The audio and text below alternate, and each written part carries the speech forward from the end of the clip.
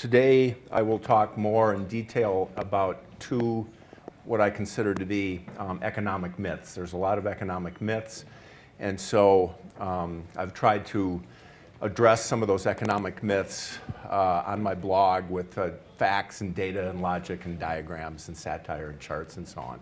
So I picked two because we have a limited amount of time. So the two I picked were the gender pay gap myth, and Diana has written a lot about that, and I've also written about that on a regular basis, and then some myths about trade and protectionism.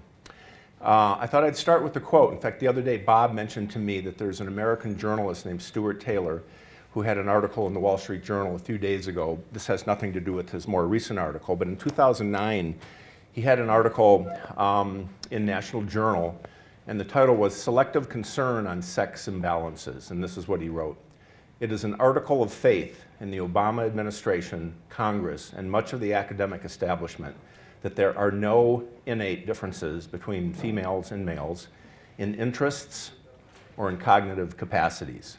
From this dubious premise, they conclude that only pervasive, ongoing sexism and stereotypes can explain the huge gender disparities in academic fields like hard sciences, engineering, and mathematics. They sometimes call that STEM now, science, technology, engineering, and mathematics, that are still male-dominated. But advocates of this is a great phrase, I think.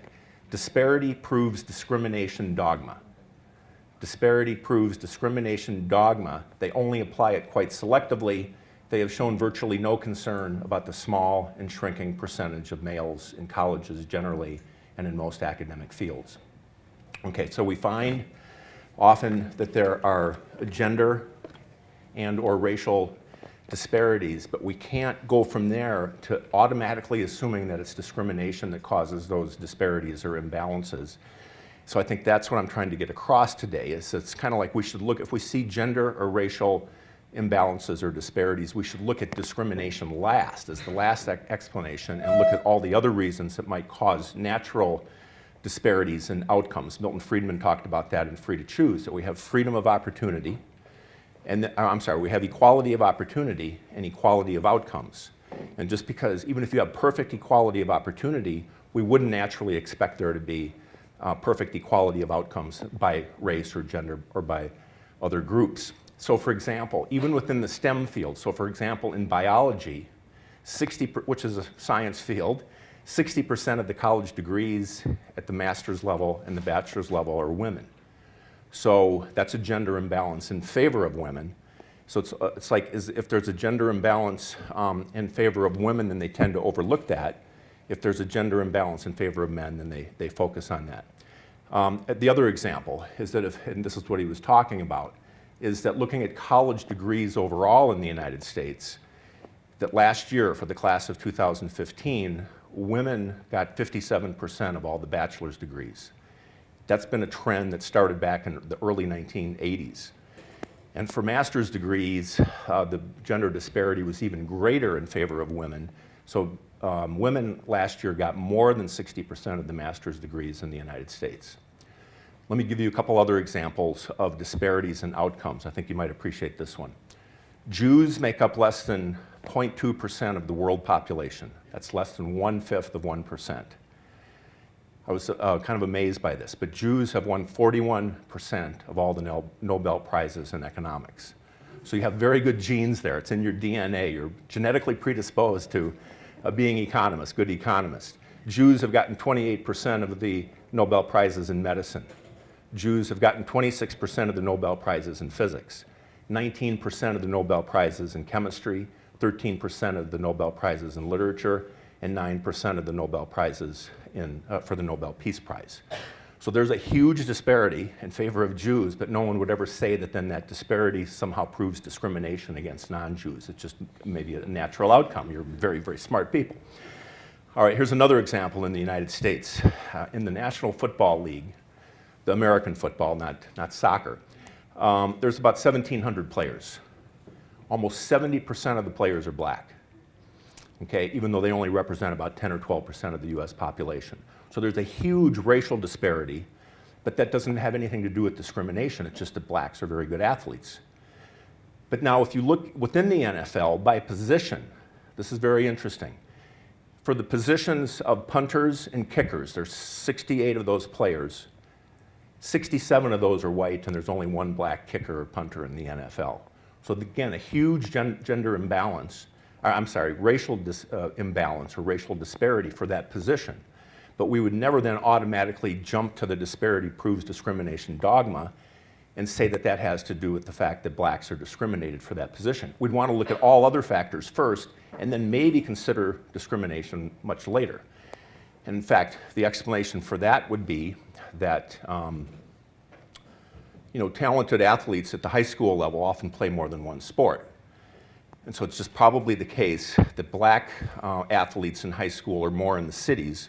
So when they play more than one sport in high school and sometimes in college. So the really good black football players would probably also then maybe pick basketball and track. Whereas a lot of the white players who might be from rural areas or from suburban areas, they would play football and soccer. So there's just a lot more white players in football that also play soccer. Not as many black players and black football players also play soccer. So that's how we could explain that disparity. So the problem I see with the gender pay gap is that the activists, they see a gender disparity in pay, and then they automatically jump to the conclusion that that has to be because of discrimination. I would suggest that we should automatically look for all the other reasons that would explain that gender disparity and consider discrimination last or as a possible residual effect after we've considered all the other problems or all the other factors that could contribute to disparities in income. So that's the problem I see with the gender pay gap issue in the United States, is that they're following the disparity proves discrimination dogma and see the 23% gender pay gap, assume it automatically is caused by discrimination, and just overlook all of the other reasons or factors that could explain that. Okay, so we'll go from there. So here's in 2012, so we see this all the way from the president on down. In 2012, there was a campaign ad when Obama was running for re-election, and it said very specifically, women are paid 77 cents on the dollar for doing the same work as men. Oh, one other example, the National Basketball Association is almost 80% black. And again, no one ever says that's for any reason of discrimination. But now we have the men's NBA and the women's WNBA, the Women's National Basketball Association. The average salary for women playing in the WNBA is about $75,000 a year. The average salary for men in the NFL, in the NBA, is $4 million a year. So what that means is that women in the WNBA make less than 2 cents for every dollar that a male makes in the NBA, and there's a 98% gender pay gap among professional basketball players. But again, that wouldn't have anything to do necessarily with gender discrimination. It has to do with the fact that more people watch men playing basketball than they watch women playing basketball. So the revenues are greater, ticket sales are higher, and so on. Okay, so then back to here.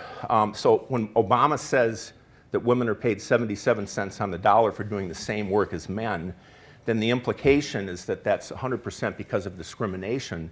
So again, that's kind of applying the disparity proves discrimination dogma without considering any other factors.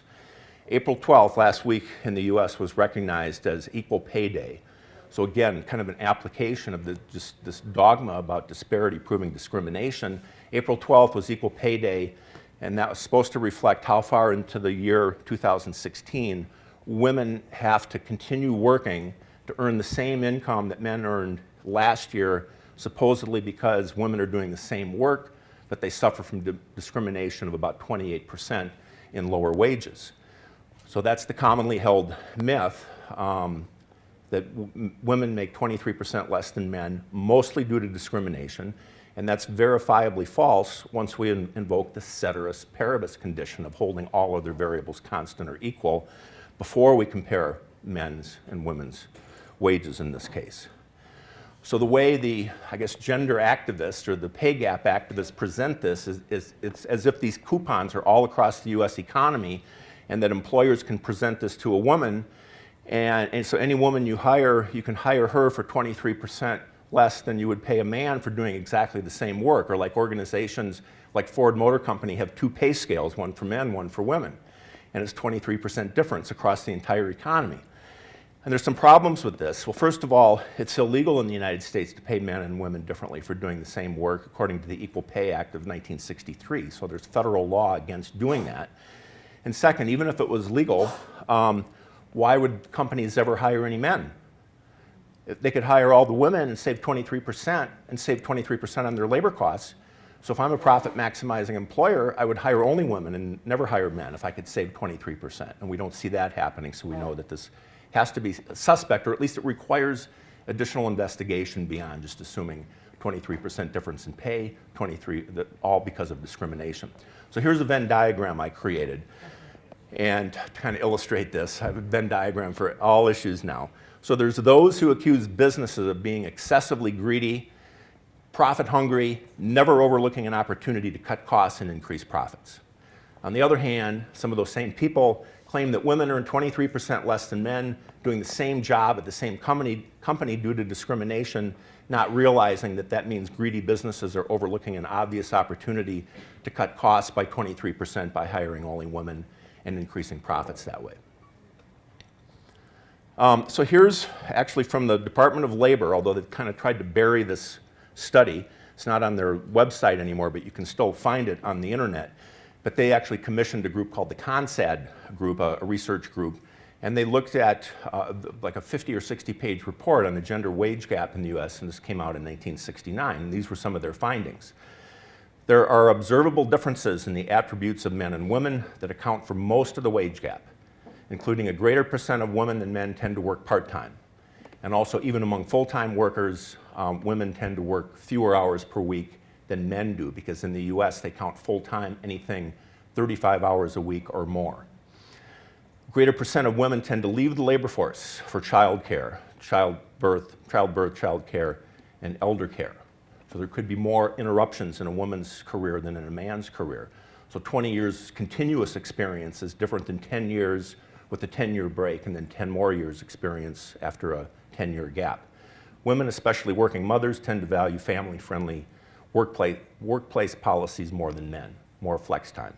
In fact, on Russ's blog the other day, there was an example of a company in the US that has two different policies or two options for employees. They can work fixed time or flex time, and they get their choice. And so if you work fixed time, then you have to be there at fixed hours, and you get 10% higher pay. If you elect flex time, then you can kind of set your own hours, and you get 10% less, I guess, in pay per hour. You can kind of take time off as you want to. And so what they found after several years of that policy, that more men than women accepted the higher pay with the fixed time, and more women than men accepted the lower pay for the flex time. Just one empirical example, or at least an anecdotal example. Some of the wage gap could be explained by industry and occupation, particularly the percentage of women who work in a certain industry or a certain occupation. And this is from yesterday, remember with the man session, huge differences in employment losses and unemployment rates by gender because men and women maybe naturally gravitate towards different careers and occupations. I'll talk more about that in a minute. So the conclusion of the CONSAD study, and there's other studies that have found similar results, they have the unambiguous conclusion that the differences in the compensation of men and women are the result of a multitude of factors, and that the raw wage gap, the 23% raw wage gap, if that's what it was when they looked at it, should not be used as the basis to justify corrective action, meaning additional government policies or regulations or executive orders. Indeed, there may be nothing to correct. The differences in raw wages, the 23% difference, may be almost entirely the result of the individual choices being made by both male and female workers. That's how they explain their conclusion. Kind of my version of their conclusion is that men and women play different roles both in the labor market, and they play different family roles and are not interchangeable. Men can't get pregnant, so they're not interchangeable in their family roles, and they may not be interchangeable in the labor market. And so those gender differences can lead to differences in earnings that have nothing to do with gender discrimination, so that the gender wage gap of 23% is this kind of economic myth, at least as it gets presented. 23% wage gap, all because of discrimination. The disparity proves discrimination dogma. That part of it is a myth and a kind of statistical falsehood or distortion. And so that keeps getting perpetuated, though, with these statistical falsehoods that imply that discrimination is the main factor for the wage gap, which then motivates additional legislation. Here's, now, when we talk about maybe innate or biological differences between men and women, I think I might have mentioned this yesterday, that I think it's just, everybody would probably agree that men have a higher tolerance for higher risk behavior on a more frequent basis. Let me give you some empirical evidence of that statement. In the US, 90% of the fatal motorcycle accidents every year are men. There's no gender discrimination against women buying motorcycles or riding on motorcycles. It's just that men are kind of the risky ones and engage in risky behavior and get killed at a rate of 9-to-1 men versus women. 90% of the US federal prison population is male because men have engaged in more risky behavior, let's say embezzlement, fraud, drug trafficking, more so than women. 90% of the attempts to climb Mount Everest and 90% of the deaths on Mount Everest are men. In the US, when we look at fatal occupational injuries, deaths on the job, this is the most recent data for 2014, more than 92% of the occupational deaths in the United States were men and less than 8% female. So there's a 12-to-1 difference there in male to female deaths. So I've kind of, as a way to kind of expose a little bit of kind of the problems with the Equal Pay Day, I created the Equal Occupational Fatality Day. And based on the number of years women will continue to enjoy working before their occupational deaths would be the same as men. So I calculated it now that that won't occur until January of 2027. So women will be able to continue to work until 2027 before they would have the same deaths on the job as men had last year. Here's also the 10 most dangerous US occupations and percent male. The most dangerous occupation is logging.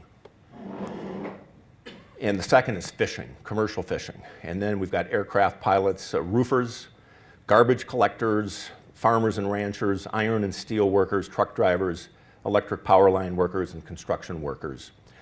Those are the 10 most dangerous occupations. They're all more than 90% male, except for farming and ranching is about a little more than 3/4 male. So I guess, you know, I've always kind of said every year that if equal pay is really the ultimate goal, and then they want equal occupational fatalities, it's going to mean that thousands more women every year are going to get killed on the job working. And I'm not sure that's a goal that everybody agrees is a good goal. Now here's from a Bureau of Labor Statistics. They put this report out every year. And this is just controlling for one factor at a time. What we'd ideally like to do is do some kind of multiple regression, like maybe the CONSAD study did, and look at all of the variables and controlling for all the factors. But if you just control for one factor at a time and just focus on young workers, that then if the overall wage gap here was 17%, according to the Bureau of Labor Statistics for full-time workers. But a lot of that disappears if you just control for age, that there's a much lower gender wage gap for young workers than there is for older workers. Workers who have never married, that then there's only about a 6% gender wage gap. And again, that doesn't control for anything else like hours worked or occupation, but it's just controlling even for one variable at a time. You can see that a lot of the gender wage gap starts to disappear. These are single workers who might have gotten divorced, but they have no children under 18, 94%. And so, in fact, there was a recent study that showed that for young workers in the big cities of the United States, there's actually a gender pay gap in favor of women, that they make about 108% of what men make because women get so many more of the college degrees now. Now, I mentioned this yesterday, I think, that I've done this study every year on the gender pay gap at the White House. So as Obama lectures the rest of the country about the gender pay gap and wants to have new legislation, he's actually got his own pay gap at his own White House of about 16%. Now you might say, well, he's doing better than the rest of the country, but in the District of Columbia, depending on the year, the gender pay gap is usually only 5 to 10%. So his is actually even worse compared to the local labor market there. So, and again, I mentioned that every year on July 1st, they report to Congress, 500 employees, but it's not sorted or coded by gender, so I have to take the names and identify by the first name if it's a man or a woman. So there's about 250 men, 250 women. And then when I separate by gender, then I find that there's this, more than a 10,000 per year wage gap by salary, and that women on average make about 16% less than men working in the Obama White House. So then Obama would, he can't really have it both ways. Either he's the discriminator in chief and he's guilty of gender wage discrimination in his own White House, or there's reasons that explain this that have nothing to do with gender discrimination, but then this might be the same for every organization throughout the entire economy, all big corporations and so on. So now where do we go from here? Well, what I was able to do, since I don't have any data or information on experience, education, age, all I have is male, female salaries and position. What I was able to do is look at the top 100 highest paid workers at the White House and the 100 lowest paid workers. So I could kind of look at the high end and the low end out of 500. So if we just look at the bottom 100, those were salaries of 41,000 to 47. So entry level positions that don't require a lot of experience, maybe right out of college. We find that 57% of those workers are women, which makes sense because women get 57% of the college degrees. So if they're hiring recent college graduates, in that labor market, there's more women than men for recent college graduates.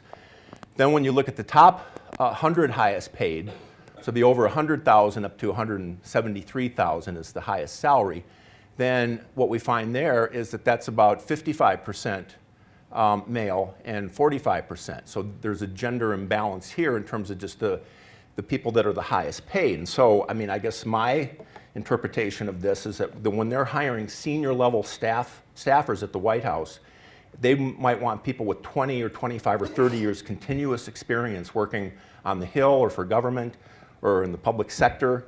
And so it's just when you get to that group of people in their 40s and 50s, there's more men than women for that labor market for senior positions at the White House because more women than men have dropped out, maybe to have kids and for family reasons. So that's, again, how I would explain the gender wage gap there. And it's not because of discrimination. We know that, but it's caused by other reasons and other factors. But again, the point here is if you did this for any organization, you might find these same factors that would explain the differences. Now again, Stuart Taylor talked about some possible innate cognitive differences. I don't know how it is in Israel, but I know that in the United States, I follow these data every year. This is the SAT test that most college students take to get into college when they're in their high school seniors. So it's a national test, and they have the quantitative section or math section, the verbal section, and a writing section, although I think they've revised that now. But they've given this, a math test to high school seniors for more than 40 years now, and or at least that's the period I can get data. And men or high school boys consistently score 30 or 35 points higher on the math SAT than girls, even though girls are better prepared. They have higher grades overall. They take more math classes. They take more AP honors math classes.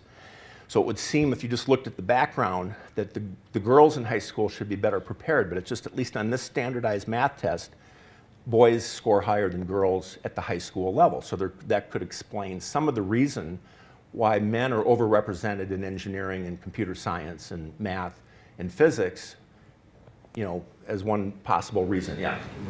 Many would say that the SAT tests are designed for men, not for women. Therefore, they are discriminated. Well, I think there's been claims of that. I mean, they have revised it over the years. But if it's just math questions, I'm not quite sure how that would favor men over women, or to the extent that it does. And I think people have said that then they would try to make, because they revise the test every couple of years. So to the extent that it is biased in some way against girls and in favor of boys, I think that they tried to fix that. So I guess we would still then we're still left with the outcome that it might be the case that at least for what this kind of math, this test is looking at or testing for, that then the boys over several generations have outscored the girls. And especially if you look at the high end, like for perfect scores of 800, then it's really clear that I can't remember the ratio, but I've done that analysis every year as well. Because there's also the idea that even if male and female math intelligence is the same on average, even if we found the same average test scores here, that the variability of male intelligence is much greater than the variability of female intelligence. So that you're more likely to find a man or a boy in high school that's 3 standard deviations above the average than women.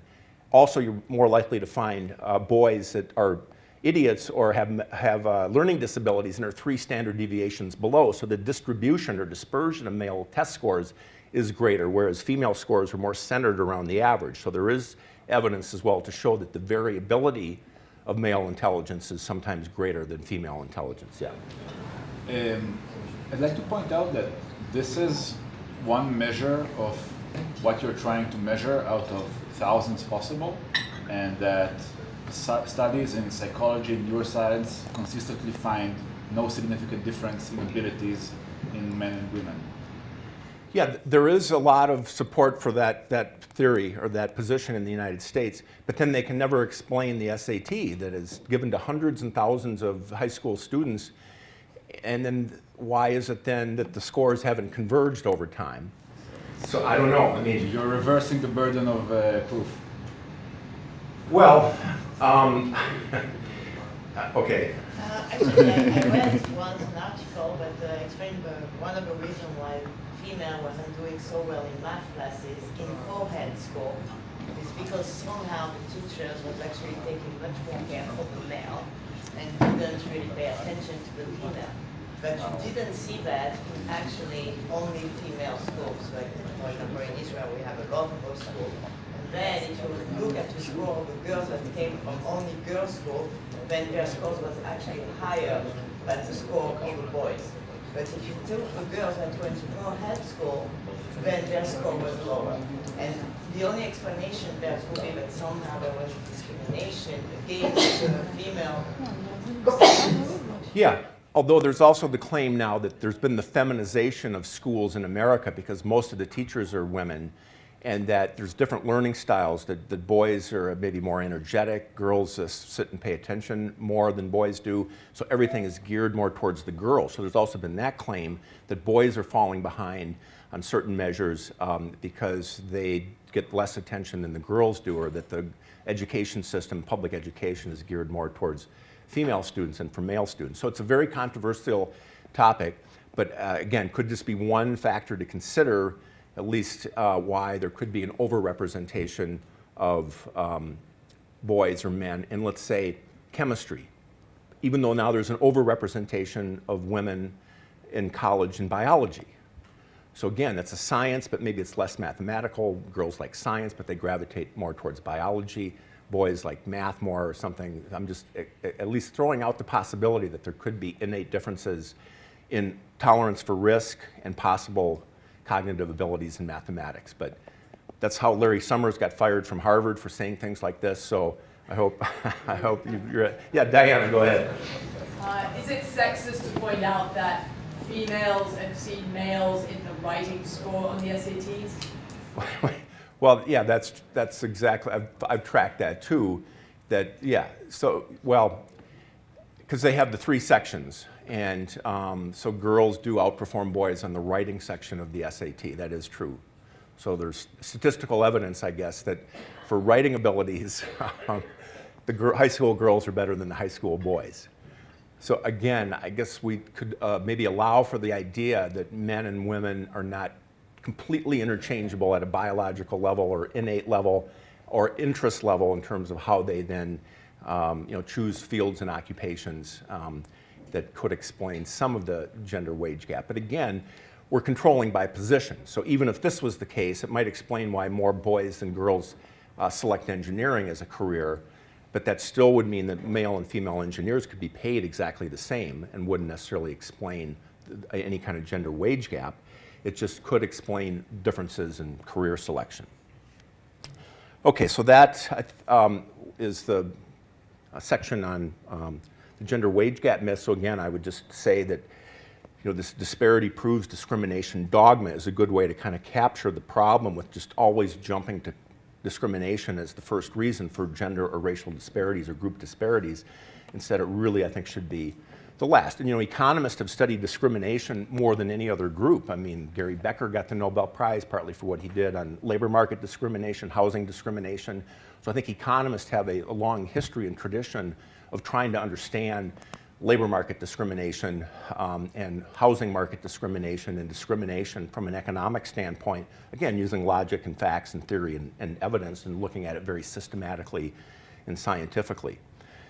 Okay, now in trade policy and protectionism, a lot of kind of myths floating around, especially because of the election in the United States now. More than ever, Sanders and Trump have been promoting a lot of economic myths. And one of them is that exports are good when you make stuff but send it to other countries. Imports are bad because they take away jobs from domestic workers.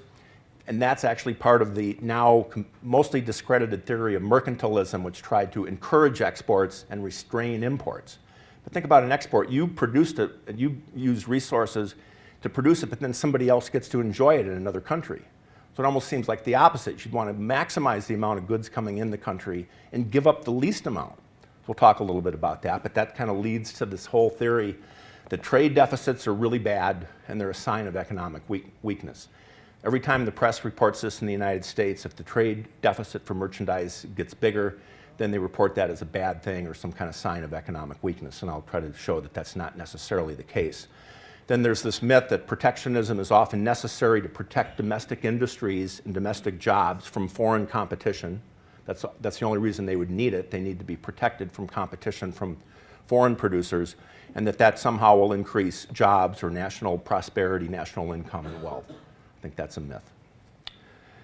Okay, so let's start with two basic economic principles about trade. First of all, we talk about a trade. Trump talks about this all the time. We have a trade deficit with Japan and China and Mexico. They're killing us on trade. But countries don't engage in trade. I mean, somehow people think it's like the US government trading with the government of Mexico, but only people or individuals trade, individual customers and individual businesses trade. Countries don't engage in trade. Every international transaction is almost always at the individual level, somebody deciding to buy a shirt that was made in another country, or Ford Motor Company deciding to buy steel from China. And we know from economics that when individuals engage in a voluntary market exchange, both parties, the buyer and the seller, are always made better off because both parties get something they want. That's why often when you go through a checkout cashier at a supermarket or Target or Walmart store, you say thank you to them, they say thank you to you. You both say thank you, right? Because you're both happy. They want the money, you want the goods. You got the goods, you gave up the money. They have the money, they gave up the goods. They're open for business because they want money more than goods. You went in the store because you want goods more than your money. So both parties are better off. So trade is always win-win. It's not win-lose, as politicians like Trump would have us believe, that he says we're losing on trade to Mexico, we're losing on trade to China and Japan. That's just really not true. It's nonsense. So that's why voluntary exchange and trade is win-win, and it doesn't matter if both the buyer and seller are on the same side of an imaginary line called a national border, or if the buyer and seller are on different sides of an imaginary line called the national border. You always have a satisfied buyer and a satisfied seller in almost all cases, unless there's a defective product or something, but 99% of the time you're satisfied with your purchases. So really, shouldn't the goal be to maximize trade, maximize exchange? And yet they always report the trade deficit. They report exports separately from imports when the US Bureau of Economic Analysis produces their monthly trade report. So what I've done, I add them together. And instead of reporting exports and imports separately, what about just total US international trade on a month-by-month basis? So I've produced charts like this where I add US exports to US imports and then measure total US international trade. And then, of course, it fell during the Great Recession, and now it's been falling lately, maybe because of the strong dollar or for some other reasons. But no one ever reports it like this. They always report exports separately from imports, and if there's a trade deficit, that's always reported as bad news. So are imports really so bad? Well, we always think of those imports as like a US consumer buying some clothing or footwear, shoes that could have been produced in the United States, but they came in from Mexico or maybe even Canada. Or, General Motors buys steel from China. They could have bought it from a company in the US. But if you look at imports and look at the shares of US import by what they call the end-use category, over half of the imports coming into the country aren't finished goods that consumers are buying. They're unfinished goods that US companies are buying that help them lower their cost of production, help them gain market share, help them expand and produce and grow and hire more workers in the United States. So we never think of it that way. Trump always talks about iPhones coming in and things like that, but really capital goods and industrial supplies account for more than half of what comes into the country, and these are US manufacturers buying these products as imports that helps them lower their cost of production and be more competitive. Yeah. Why is the food so low? Because America produces. Why is the food so low? Well, I guess it's, because America is generally a net exporter of food. So we export a lot of food, grains and beef. That's just hummus. Oh, okay. That's all that is. We make everything else for ourselves, but we import the hummus. I mean, it could be like, let's say coffee, things that we don't produce, like coffee. Some fruits and vegetables like pineapples and avocados that don't grow so well in the United States. So I guess we're pretty self-sufficient with food. My comment is that in Israel, the graph looks a little bit similar, but in Israel, it's a problem because we're not very efficient food producers. So by us, it actually raises the food prices because we're not the country like America produces its own food. So by us, it's a problem, but it's not such a big problem. So food prices are higher, you mean, here because of the lack of imports? Yeah. Well, we have low prices of food in the United States because we make a lot. Here we don't import much because we keep it out. There's free imports of food in the United States on most products, or very low tariffs or zero, right? Yeah. So that's just a reflection of of America's productivity. In Israel, it's a reflection of Israel's barriers. Yeah. Okay. Yes. Not always the thinking behind it can be economical. Sometimes there are political reasons for that, where you want to keep food supply, a good food supply for your country for bad days. If you open everything for import, you might find yourself on a bad day with no local food. Well, yeah, I mean, there always could be some political reasons, although I think they're usually disguised as political reasons when it's really a special interest domestic group that is using that for a reason to be protected against foreign competition.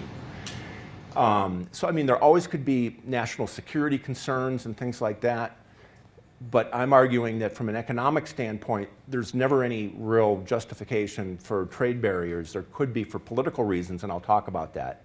But from an economic standpoint, you would never want to restrict trade, either in or out of the country.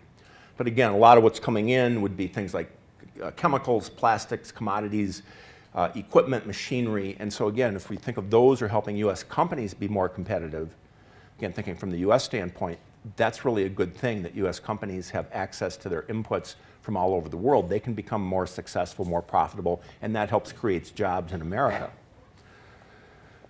Why are trade deficits considered bad? Well, remember, that's when your imports or purchases of foreign goods are greater than your exports or sales of goods to foreigners. Now think about this. Most of us would have ongoing trade deficits with our local grocery store, but would you ever think of that as a bad outcome? If I buy $100 a month in groceries from a local grocery store and they never buy any of my economic services and they never hire me as a consultant or a teacher, I would have an ongoing trade deficit with my grocery store for my entire life. And I would never think of that as a bad thing. The other issue with trade deficits is that they're always offset. Yeah. The previous statement, this wouldn't be like having a trade deficit with your grocery store, but with all people you trade with. Well, that could be different too. That, I mean, the US has trade deficits and trade surpluses with different countries and has an overall trade deficit. Okay. But just a trade deficit by itself with let's say one nation, a trade deficit with Mexico. Okay, yeah, so people I think any trade deficit is bad. If we have a trade deficit with Mexico, they're laughing at us because they're taking advantage of. We're losing to Mexico. That's how Trump presents it. But yeah, you're right. A trade deficit with your grocery store is a little different than a trade deficit with all of your trading partners. But the other issue is that then the trade deficits for merchandise are always offset by what we could call financial investment surpluses, capital inflows, or capital account surpluses. So at the balance of payments level, when it's based on double entry accounting, and you have to account for all cash in and cash out, the balance of payments is always zero. So there's no deficit when you consider all of the transactions that took place over a year or a quarter for both goods and services and financial assets. So here's just a simple example to keep it as easy as possible to help all of us understand this. Let's say that a US consumer buys a $1,000 TV from Japan with US dollars, and that's the only transaction for merchandise. Well, that would be a current account or a trade deficit of $1,000. There's been a cash outflow of $1,000 for merchandise. But now the $1,000 is sitting in Japan. What are they going to do? If they just decide to keep it and stick it under a mattress, that's great, because we can print more green pieces of paper with dead presidents' pictures and send them green paper and get their merchandise. Well, we'll assume they're not going to just sit on the dollars. They're either going to sell them in the foreign exchange market, so somebody's going to get those dollars to come back into the United States. So let's say it's a Japanese investor gets the $1,000 and then buys a corporate bond in the US. That would be a capital inflow or a capital account surplus of $1,000. We have a cash inflow of $1,000 for financial assets. So balancing everything out, consider our total balance of payments, then the balance of payments is equal to the current account plus the capital account minus cash flows out plus cash flows in. We had 1,000 went out, 1,000 came back in. So there's no trade deficit once we account for all of the international transactions for both goods and services and financial assets.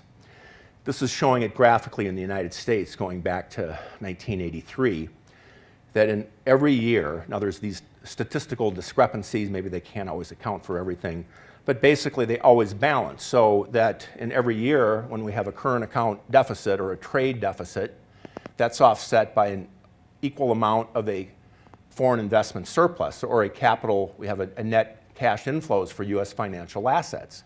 So over this period, we've accumulated $10 trillion in foreign investment in the United States. So it's kind of like we get the best of both worlds. We get more of their merchandise than they get of ours, plus we get all of this investment coming into the United States that can help finance the US economy and fuel economic expansion.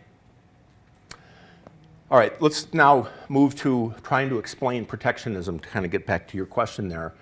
And we'll use public choice theory. Yeah. In the deficit, you don't measure the money that comes back to the states as an investment before. If we see annual that the states is in a bad deficit, negative deficit, so it means the money didn't come back probably. Well, it has to come back. I mean, so where is it? Well, I mean, it comes back. It either comes back into the country to buy our goods and services, or it comes back into the country to buy our financial assets. I mean, if it stays out of the country, then that's really the best of all possible worlds for us, because if they're just holding dollar bills in Japan and not spending them, then that's great. I just want to understand technical what happens if it says that the states. Where the money is? Yeah, where is? Well, the money goes, either the person that acquired the $1,000 that sold us the TV set, they spend the money back here to buy a financial asset, or if they don't want the dollars, they sell the dollars for yen in the foreign exchange market, and then somebody buys the dollars to buy the financial asset back But if here. we see in the reports that still the states is in a bad deficit, a negative deficit, so it means the money didn't come back in a certain way. It's in a trade deficit, not a total deficit. You can't be in a total deficit. It's not a total deficit? No. No, this is, yeah, see, there's the two accounts. This is the trade deficit, and then this is the capital account, or the current account and capital account, as the Bureau of Economic Analysis calls it. So these are net cash inflows. So the money that went out because of the trade deficit comes back in, or the net cash that flowed out of the country comes back as a net cash inflow for US financial assets. So the trade deficit is offset by almost an equal amount of a foreign investment surplus, or foreign investment. So there's a deficit here, a surplus there. Okay, now protectionism with public choice theory. George Mason is well known for public choice economics. So when we kind of figure out, okay, let's say trade in an ideal perfect world is great and we should have no trade barriers. Well, why do we have trade barriers? Why does the US, all countries, have some kind of protection? Well, we can kind of understand it this way, that when you have protection, you're benefiting a protected producer from foreign competition. That's the whole idea of protection. If you're the world's lowest cost producer, you don't want protection. You only want it if you're a high cost producer and there are low cost foreign producers that you're competing against. Well, when you think of the benefits to the domestic industry that's protected, the farmers or the steel makers, automakers, that's concentrated on a well-organized, well-funded special interest group. That producer is very organized. They have trade associations. They're very well organized. And often if you impose tariffs, those effects would be immediate and visible, that you've saved jobs in Israel or saved jobs in the United States. The cost of protectionism are to consumers in the form of higher prices, and those are dispersed among large groups of very disorganized consumers. There's nobody representing the consumers. There's no real consumers affairs. Well, there's kind of there's some government agencies, but there's no real effective group or special interest group representing the consumers. And often the costs then are very long-term and they're largely invisible. I'll use the example of US sugar tariffs. So we do have a industry, the sugar industry in the United States has been protected for hundreds of years from foreign competition because in the US, we grow a lot of our sugar in the form of sugar cane. In sugar beets, which are big beets that you can extract sugar out, but it's a very inefficient way to produce sugar. The most efficient way to produce sugar is with sugar cane. So most of the warm climates around the world, Africa, Central and South America, probably here, you grow sugar in the form of sugar cane. That's the efficient way to grow it. Now, in most cases, when you have trade protection against, and you're protecting a domestic industry, it's never even clear how much that's costing you in higher prices. But kind of as a peculiarity of the sugar industry or the sugar contracts, that they have commodity futures contracts for both sugar at the world price and sugar at the domestic price traded in the United States. So I took this out of the Wall Street Journal from last week. And so here's the domestic price of sugar in the US is about 27 cents per pound at the wholesale level for contracts in the amount of 112,000 pounds. The world price of sugar is about 14 cents a pound. So this has been historically the case that because of the trade protection for the US sugar industry, the sugar farmers, they control 85% of the market. They allow, I think, 15%. So there's sugar quotas.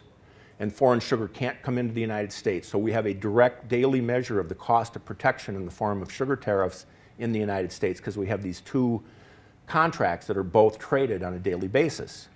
Here's looking at over a historical period of time, and we've got annual wholesale sugar prices, US versus the world. And so it's been historically the case. It varies over time, but we're usually paying 2 times the world price for sugar in the United States because of sugar protection for a very well-organized group. So if we kind of summarize the trade protection, we look at the groups affected by sugar tariffs and quotas. So we've got the US sugar beet and sugar cane farmers. We've got US sugar-using companies, industries that use sugar, candy companies, ice cream companies, and their shareholders and employees. And then we have all the American consumers, 320 million consumers who buy sugar, raw, just regular sugar, or they buy sugar-containing products. So of course the sugar tariffs protect or benefit the first group above, but harm the other 2 groups. And we know from economic theory and empirical evidence that the cost imposed on the second 2 groups in the form of higher prices, higher costs, and the loss of jobs in certain industries is always greater than the benefits to the first group, leaving us worse off on net. We can show that theoretically, we can show it empirically, that there's always a dead weight loss from trade protection, meaning that the costs to the economy are greater than the benefits to the economy. Yeah. In the previous graph, there was almost a perfect correlation of US price and the world price. It was almost always the same gap. Is there an intuitive explanation for that? Well, I mean, I guess, and this is annual, so these are prices averaged out over an entire year. I've also got graphs like on a monthly basis. So maybe if we looked at a higher frequency chart and looked at monthly prices, there might be more variation. But again, it's usually a 2-to-1 ratio, and I don't know how we explain that other than that just kind of reflects that it's twice as expensive to grow sugar in the United States as in the rest of the world. And just, they're both responding to the same market forces, right? Yeah. So if people start worrying about eating too much candy, which clearly happened around 2011, there's going to be a decrease in demand for sugar in the world. I mean, the better way to say it, a more serious comment, is that corn is a substitute for sugar because you can make corn syrup. So the United States has done some crazy things to subsidize corn, and that's going to affect the demand for sugar, and you're probably seeing that move in both markets. That could be one, yeah. They're both responding to kind of global forces, but so there's this kind of constant ratio over time. I've done some studies on this and done some analysis to demonstrate, based on sugar consumption, that sugar tariffs cost Americans about $3 billion a year in higher prices. And other people have found something similar to that. Now that only works out to about $10 per person per year. So Americans are going to be very uninterested in getting organized with a grassroots organization to try to go up against the sugar producers, because the most any individual person would save, even a family of four, you're only going to save $40 a year. But let's say that trade protection, and there's been studies on this, most trade protection generates $2 in cost for $1 in benefit. Or for every job you save, you might lose 2 other jobs because of the deadweight loss. So let's say there's $1.5 billion in benefits from sugar tariffs for producers. There's only about 10,000 U.S. sugar farmers.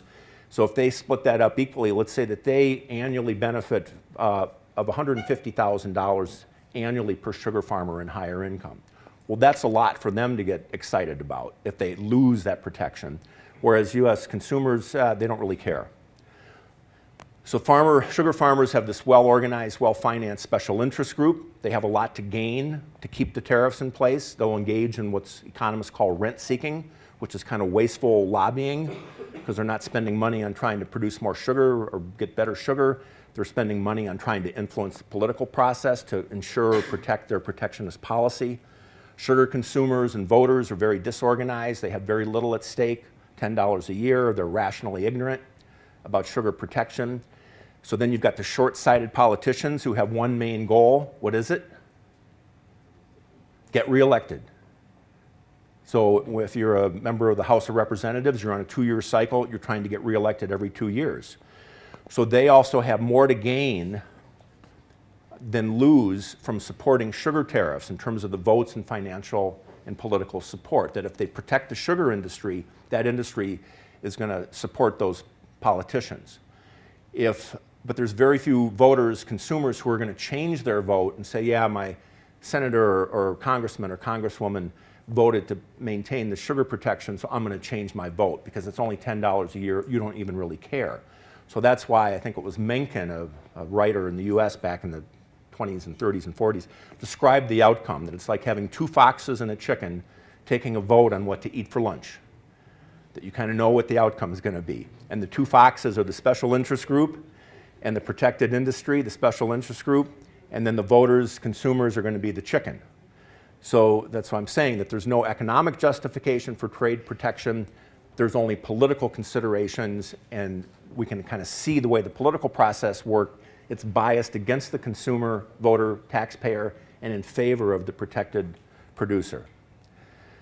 Okay, just a few more slides and we'll maybe have some open discussion. So again, this is another one of my rewrites, kind of using Bastiat's insights.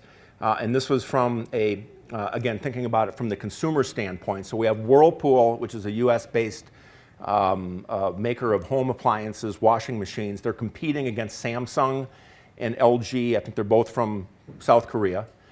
And so it says here, Whirlpool Corporation, battered by price competition on home appliances, asked the US government Friday, now they said, to impose duties on imports of residential washing machines. I changed it to impose taxes and higher prices on American consumers who purchase residential machines.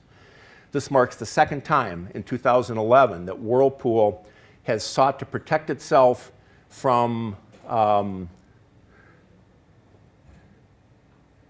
might have left something out there, but it was the second time that they tried to protect itself, from imports. And I changed it to, it's the second time they've sought to, the second time that Whirlpool has engaged in rent seeking to protect itself from more efficient foreign rivals by imposing higher prices on Americans who purchase appliances for their home.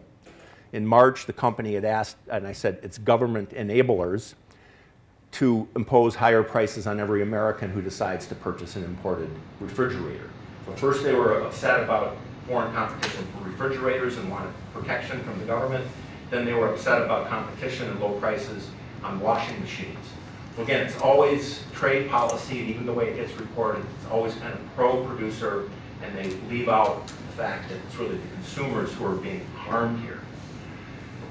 Then we can use the legal plunder test that we talked about yesterday from Bastiat. How is it identified? See if the law, U.S. sugar policy, takes from some persons what belongs to them, American consumers and sugar-using industries, and gives it to other persons to whom it does not belong, to domestic sugar producers. See if the law benefits one citizen, sugar farmers, at the expense of another citizen, American consumers, by doing what the citizen, sugar farmers, himself cannot do without committing a crime, which is picking the pockets of American consumers. All right, so let me summarize some of my main points here on trade and trade protection. So we have to remember the trade is always win-win. People trade, or individual companies and businesses trade, not countries. Trade deficits are not necessarily a bad thing, and they're always offset by a capital account surplus or a foreign investment surplus. Protectionism really can't be justified on an economic basis because it creates deadweight losses and lowers the economic efficiency and lowers our standard of living of the country, imposing it.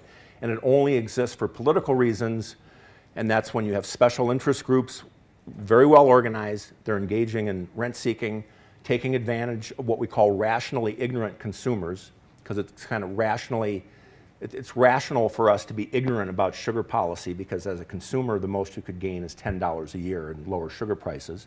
So they take advantage of rationally ignorant consumers, and then we've got the short-sighted politicians siding with the producers more than the consumers. So I'll thank you here, and then we can see what kind of discussion we can get into.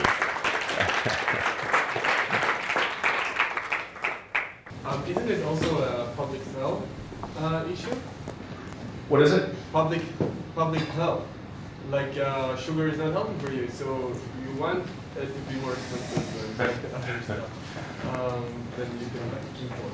Like cigarettes. Well, I guess, yeah, okay, cigarettes. Maybe then you would impose what they call sometimes sin taxes. Sometimes they do that for cigarettes or alcohol or maybe for sugar. But again, I mean, that kind of goes against individual choice. But if we thought as a country or as a democracy that was a good thing, I guess what you could do is impose taxes on things like sugar as a way to kind of reduce use. But that wouldn't necessarily mean that we should restrict imports because of a public health issue. I think that those are kind of two separate issues. Yes? The money coming back as an investment will not necessarily give the same amount of jobs that you lose before.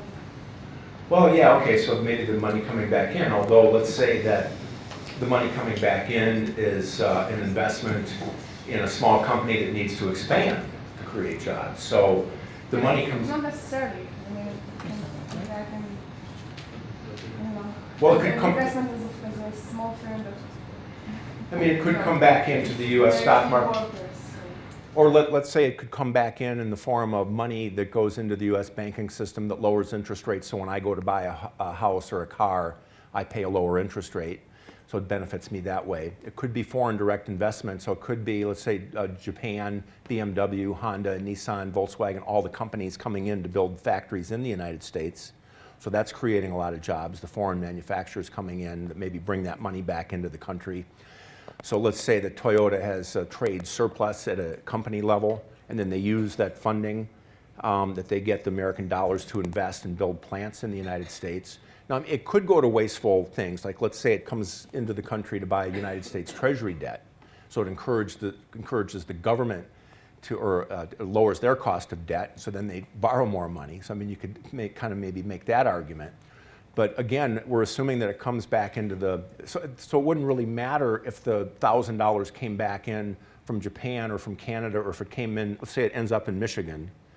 That it doesn't really matter. If you're in Michigan and you need $1,000 in equity or debt to expand your business, it doesn't really matter to me whether it came from Canada, Japan, or Florida. You know, I mean, we could kind of think of, again, that imaginary lines, I think we give imaginary lines too much credit or too much importance. Because what are national borders? They're just imaginary lines. If you look at the world look at the planet from space, you don't see those borders. Those are just artificial lines. And so if a buyer and seller, or an investor, or a buyer and seller of a financial asset, if one is in Japan and one is in California, it really shouldn't make that much difference if one is in California and one is in Texas, or if they're both in Texas, or they're both in California. So the money coming back into the country, I think we would consider that to be a good thing in terms of that foreign investment surplus coming back into the country. Not in all cases, but in general and on average. Yeah? You said earlier about the sugar industry that they have a protection from the government from the one hand, but on the other hand, they subsidize the corn industry that produce, as you said, the corn syrup, sweet. So actually, they take money from the industry from the one hand and they give it in the other hand. So actually, they're doing nothing. It sounds like a big waste of money and resources.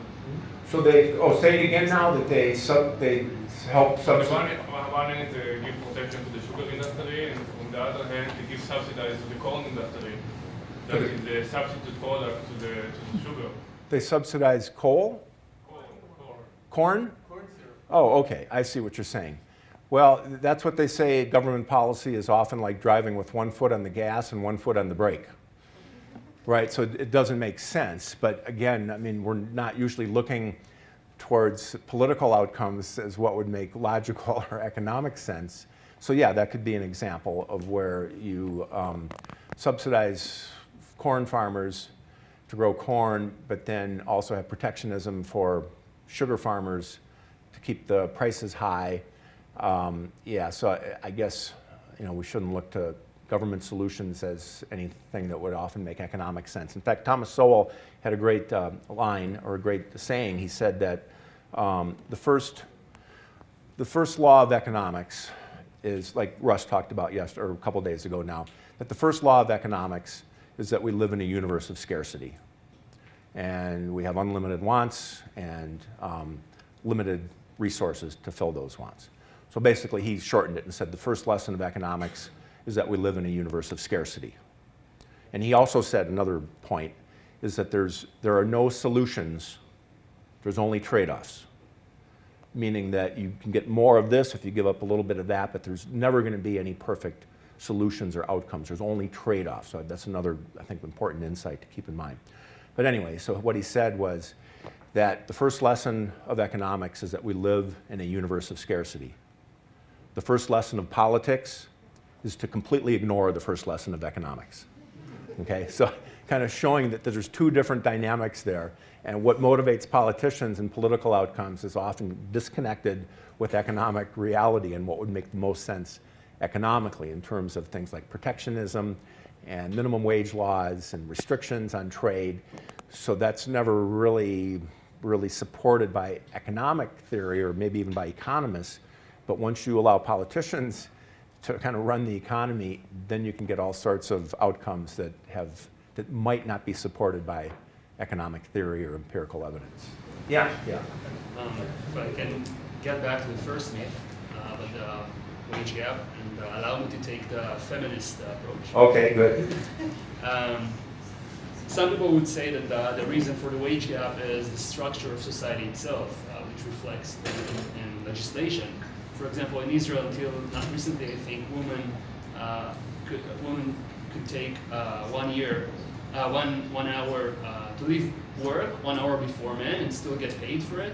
So if a husband and wife can choose what's more economical, who would leave work, or you know, who would take the career path or who will take the family path, it's more economical for women to do that. So I'm interested. I mean, that could explain a lot of the wage gap in itself, the structure of society. I'm interested in what you have to say. Well, yeah, but the choices would still be voluntary, right? Is that what you're saying? That yeah, but it's Male will still also have the there's. opportunity to do that. Oh, Right now, okay. only the female. Oh, okay. It's because of the legislation, the structure of society itself that causes the wage gap, which in a way it's kind of a discrimination.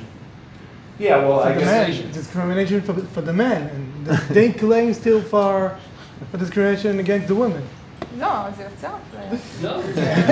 You're using discrimination for men and claiming, yeah, because the men don't have the option to go, they could stay at Yeah, work. men don't have the option, but then when But they you're could stay at sitting work. home, you say, okay, Incentive to stay pay at who work. would men raise the more, kids and incentive who to would go hire to men. work, it's more worthwhile But she could for a woman choose. to stay at home because she or take a half-time job because she gets more benefits, work benefits, she has a woman You can't honestly working. think that's how people make their decisions. Who raises their children because she can get off work an hour early. And besides, you've corrected it already. Like the gap. Right now, only right now, like a month ago. I think the point is that the man couldn't So choose, choose, yeah. couldn't choose Yeah. to come home earlier. So he, He didn't have the choice. She had the choice, and she claims that discrimination against אבל her. ככה אתה מכריח לטפל בילדים, לא, אתה מכריח ככה את האישה לטפל בילדים. אתה לא מכריח, אתה נותן לה אפשרות. גבר לא יכול, אם הגבר לא יכול לטפל בילדים, אז מי כן יטפל בהם? Okay, guys, try to keep it in English and one at a time. בסדר, זה לא אפליה, עזבו, זה לא אפליה שלי. Zvulat, you have a good day. No, go ahead, but in English and out loud. I'm saying the women got discrimination. They had ability to go back home and get the same price, the same salary. They could choose to stay and work. They didn't. The men didn't have that choice. And still the women claim the discrimination against them because of the consequences of they getting better rights and salaries. I think it's ironic to say, to claim discrimination against women because of that. May I answer as well? No, seriously. Well, the woman doesn't have the opportunity not to take the 1 hour less work because if let's assume that only the man or the woman can take care of the child. So if the man can't just come home earlier and take care of the child, so the woman is must to take take this advantage and come home earlier, and therefore there is this discrimination for the woman because the society made her going home earlier and not have the ability to work a full hour of a day. So, But it becomes because right of the women. They give it. I think it's a circle. It's a circle. You're right. It's always a circle. You could say it about every discrimination started because of one thing. They're good at it, and then they try to recover. But the circle starts in a right of a woman. You're right. That's a consequence. Is it 1 hour a day, or what's the allowance? Oh. It also discourages employers to hire women. If they need to give them better benefits, discourages them, so they prefer to take men. And then you have the gap. Because of 1 hour a day, it's going to make someone hire men instead of a woman. Well, first of all, I didn't exactly understand the rule because if she can go 1 hour earlier and still get paid for it, it's not a choice. She will go. Why would she stay and get no money? You got a babysitter. No, but he said she could stay, she could leave an hour earlier and get the same money. So why wouldn't she leave? Because the Stay employer there is for going to discount at the beginning. The employer is going to discount that at the beginning. So when he hires a woman who is in their prime years, he's going to think on average she's going to have 4 children. I'm going to lose an hour. Sure. That's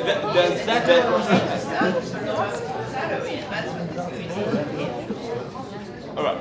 But it's not a real discrimination. I'm not saying that it's a real discrimination, but what I'm saying is that it's a kind of... tell them guys can do that, but if you assume there is like no gender difference between men and female, and this is doing training society, then the employer will know.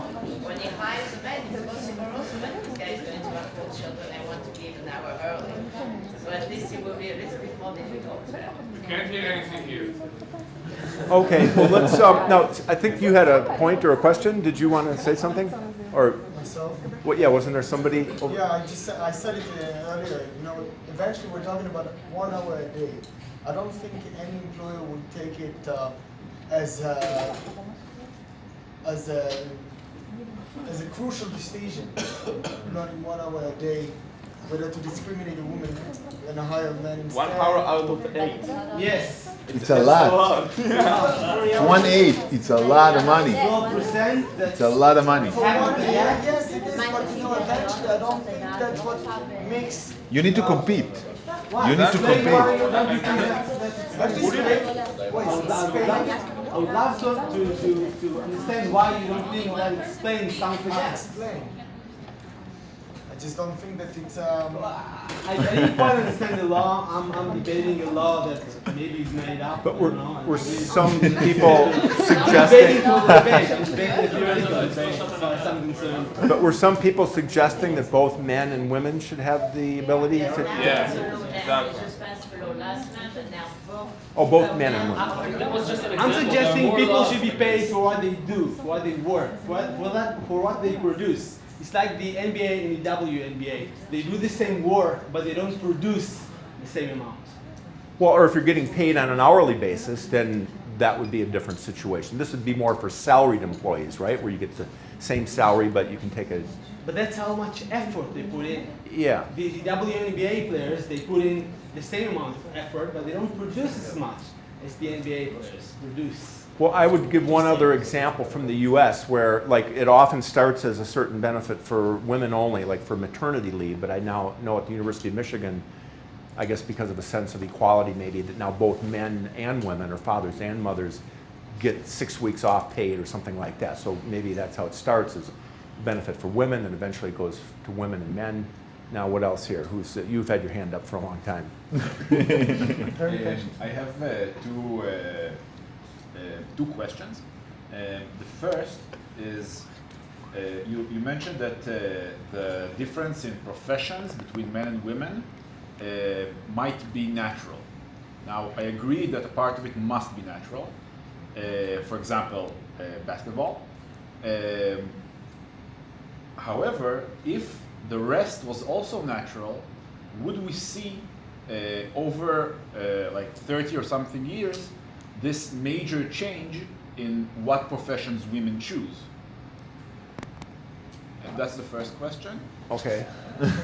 And the second question is that there still is, even after controlling for all those things you controlled there, you had still a 6% gap.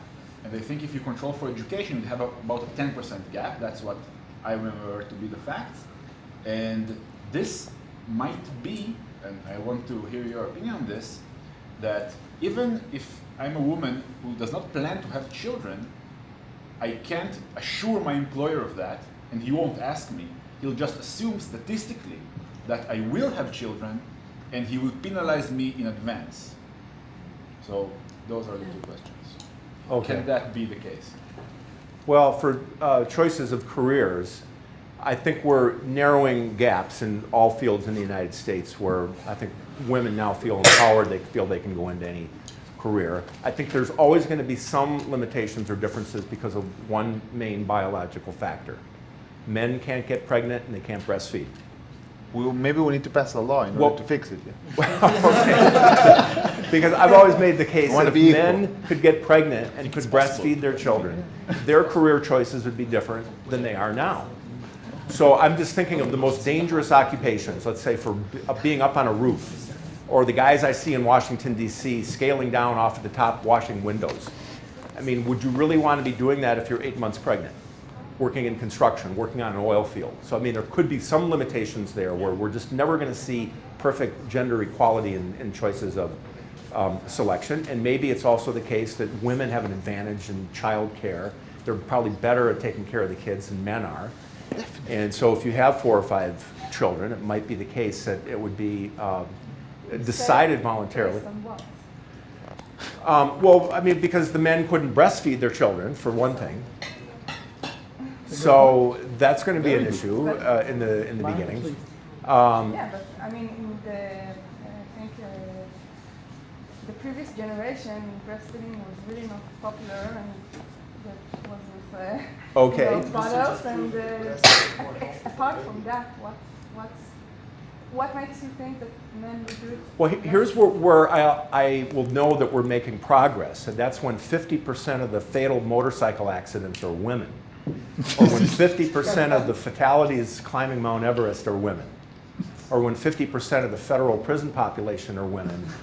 Then I'll see that we're making progress towards perfect total interchangeability between men and women. They're completely fungible. But I'm just not convinced that I mean, I think there always could be some biologically or innate differences that could lead to differences in career choices. Although, again, I say it, especially from my experience in the US, there's almost, there's very little limitations placed on women now in terms of the careers and skills and occupations that they want to go into. So, yeah. Oh, I guess he had a second question, but yeah, let's go to it. Okay, when men die more than women, it just shows that we need to pay them less because they're less likely to survive in the job. That's one thing. And the second thing is, don't we as a society want to encourage women to, like, if we see babies and growing them as a sacred thing and as something we want to encourage, maybe we need to have a society that culturally supports women more. And I think that's not shown if we see the gap. Yeah, I mean, I think there would be some incentive for companies on their own to provide child-friendly or family-friendly workplaces. And I think we've seen some of that in the United States that would make it easier to have and care for children.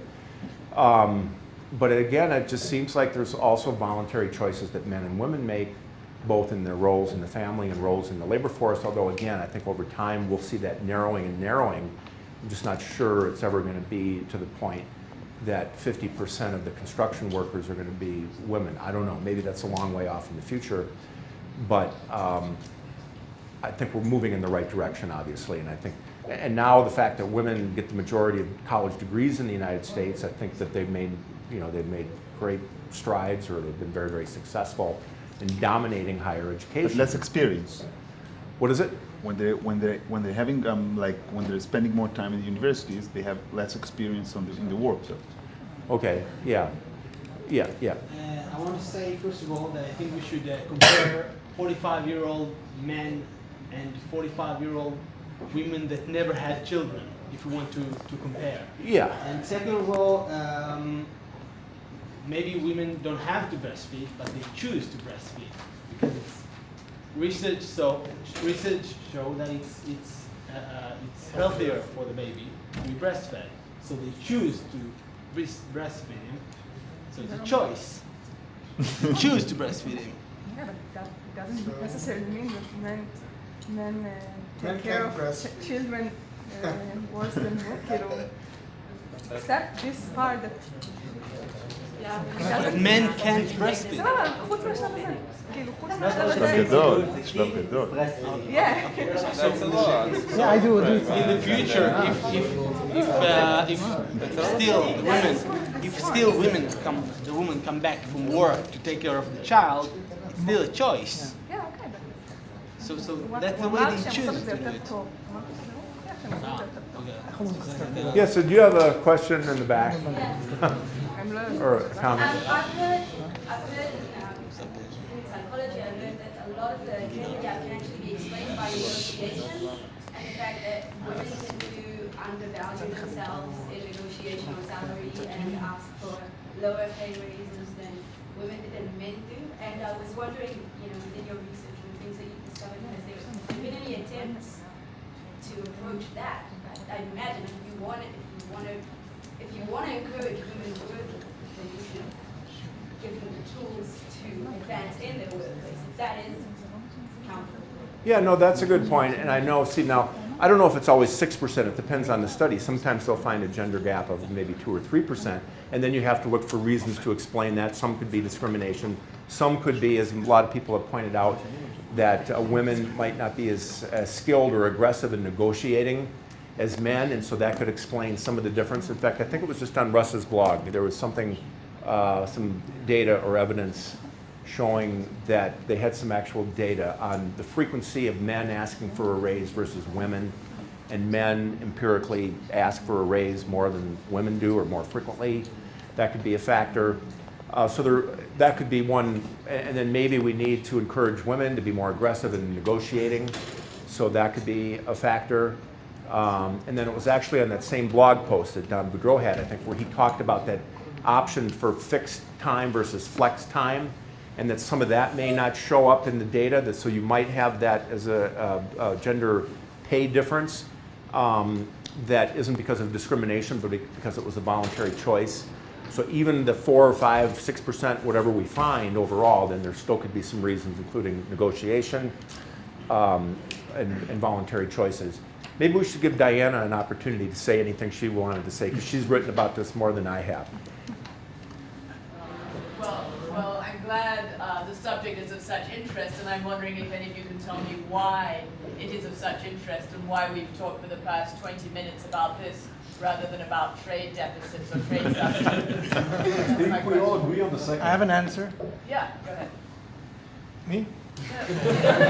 Yeah, but I don't know how to say it in English. In Israel, there is a law of Chizkat Gil Harach. I don't know how to say it exactly in English. It means like till 6 years old, the child, in case of divorce, so usually like 90% of the cases goes to the side of the mother. She takes care, and the father has to pay money to help her raise the child. And I'm saying they're the women organization against reforms in the law to make it equal and to look for the good of the child. They don't want to change it. They leave it that way. And in the other hand, they claim that women are like Answer that? Well, you were going to say why there was such interest in the subject. Yeah. Yes, no, I'm saying because in Israel it seems like it's an issue of Like what you said. Because we feel, I think at least in my case, that there are some feminist lobbies that are very strong and they're just screwing everything and saying things that are not true. That's opportunism. It's not ideologic. They're just looking for the money of themselves. They're not looking at. No, they don't want equal. Yeah, so this towards me. Me personally, I have a child and I suffer from that law. I'm glad we got that out in the open. I can just say you have to put everything in a historical context, because until a certain time in history, if you look at Britain, for example, no matter how many years of age was the child, the father had the only responsibility of the child. So if he decided that he wanted to give him for adoption, he could do it. The mother didn't have any say about it. So if you look at the historical context, I think that it makes it in a different perspective. Once we had slaves, we killed the murderers. I don't know. Yeah, but I will return the question to you. Why do you think that it's such an interest for us? Well, I can't say why it is of such interest to you. In the United States, it is the subject that I'm the most frequently invited to speak about on college campuses, because there's a perception that there is a wage gap and the government should do something about it. So when I come and I say men and women are biologically different and they make different choices, I'm about the only person that says that to them. And they say you're the only one who comes and says these kinds of things. So there's a big demand in the United States for people to talk about the subject too. Yeah. I think we have time for one question. Okay, one more question, comment? Spitball? Okay. Maybe to address that women's work are culturally worth less, like in our society, and maybe that's something that we can do something about, and it is wrong. Like that, if you even like look at the GDP, no one counts how much women work at home, and it doesn't count as even an economy or like economical thing. which is a huge part of the workforce, and it's a huge part of what people do in their life, and it's a huge part of people's life. So it doesn't even count as an economical factor, which I find odd, and I think there is something to do about it, and it can be calculated differently.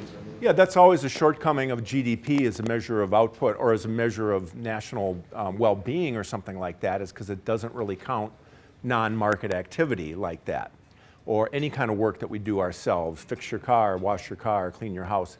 That doesn't, cook at home, that doesn't get calculated into GDP. So that's, we always in economics talk about the shortcomings, and that's one of them, is that, yeah, you don't value household work because it's not a market activity. If you hire a nanny, then that would count, but if you do it yourself, then it doesn't count. And you know, I know this is a little controversial. I think we've been able to talk about it in a way that's educational. You know, I guess the thing that I would see is just in the United States, I think it does a disservice to the women's movement when they say 23% less than men for the same work, or they imply that with the implication that there's rampant discrimination in every company and organization and throughout the country, and that women are sitting next to a man and making 23% less. And they actually still perpetuate that myth, and so that's why I picked that as a myth, because I think, again, we can't just, it's a kind of a dogma that gets perpetuated to say that disparity proves discrimination. It might prove it, it might not, but we just have to be kind of careful the way we promote this. So I think it would do and again, the fact that we just celebrated Equal Pay Day when it probably wasn't April 12th, it might have been the first week in January, but it wasn't the middle of April. So that, I think, almost does a disservice to the whole idea that we're all concerned about equal pay for equal work and equality. So, okay, any final? Thank you for the lively discussion. All right, okay, thank you.